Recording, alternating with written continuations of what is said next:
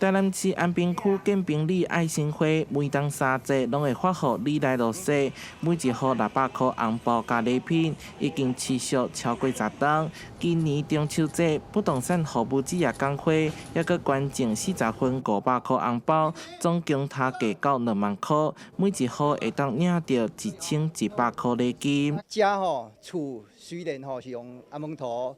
钢筋水泥空起，但是咱建平里内底是由爱跟关怀会去产生出来关怀社区的每一个这个住户。工会坐当来参与建平爱心行动，将持续传达关怀。另外，今年加派买到的文旦，嘛出现伫捐赠物资内底。文旦欠收了因为受到台风的影响，那我们王晶晶王小姐也特别那协调狗笼来。赞助我们40箱的那个文旦啊，真的很感谢他，让我们的爱心没有减分。这摆总共有40盒受惠，会当领到1100块礼金、5斤文旦、白米、罐头、绿豆椪、丰富的爱心礼品，希望予弱势家庭过圆满的中秋节。